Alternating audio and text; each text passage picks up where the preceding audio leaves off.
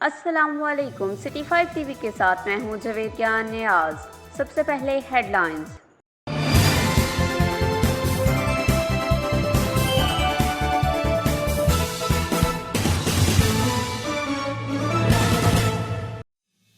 حکومت پاکستان کے ویژن کے مطابق گوجرانوالہ الیکٹرک پاور کمپنی گیپکو صارفین کو بجلی کی بلا تعطل فراہمی کے حوالے سے اہم اقدامات اٹھا رہی ہے، جس میں کروڑوں روپے کی لاگت سے سسٹم کی اپگریڈیشن کا سلسلہ بھی جاری ہے۔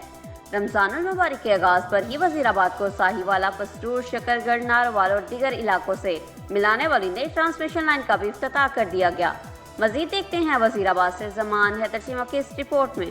چیف ایگزیکٹو گیپکو محسن نے گفتگو کرتے ہوئے کہا کہ حکومت کے ویژن کے مطابق سسٹم کی گریڈیشن اور بہتری کے لیے ترقیاتی کاموں کا سلسلہ جاری ہے۔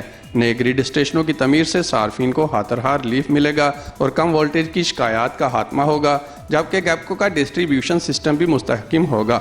چیف ایگزیکٹو محسن نے کہا کہ رمضان المبارک کے آغاز پر 660 ملین روپے کی حتیر رقم کی سرمایہ کاری سے 132 kV نئی ساہوالہ ٹرانسمیشن لائن کی بار وقت تعمیر گیپکو انجینئرز اور کارکنان کا بہت بڑا کارنامہ ہے۔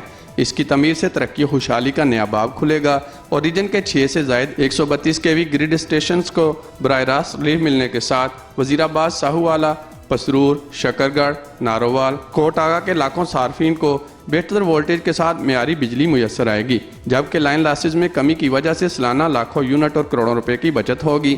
سب کو وولٹیج بھی بہت پراپر ملے گی اور اس وجہ سے وہ ایک جو درینہ مسئلہ تھا لوگوں کا وہ بھی حل ہو گیا ہے اور گیپکو ہمیشہ کوشاں ہے اپنے صارفین کی بہتر سے بہتر خدمت کے لیے۔ اس موقع پر چیف انجینئرز معین شریف، رفیق اقبال، SC حاجی محمد اشرف، محمد طاہر، چودھری اختر علی، ڈپٹی مینیجرز چودھری اکبر علی، ملک طارق محمود، محمد جہانگیر رانا سمیت گیپکو افسران اور ملازمین کی کثیر تعداد موجود تھی۔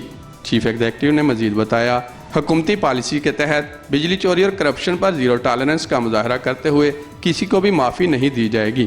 انہوں نے فیلڈ افسران اور کارکنان کو ہدایت کی کہ کرونا وائرس کے حوالے سے محکمہ کی طرف سے جاری حفاظتی اقدامات پر سختی سے عمل کیا جائے۔ خبروں سے باخبر رہنے کے لیے ہمارا پیج ضرور لائک کریں۔ نیاز کو دیجیے اجازت، اللہ نگہبان۔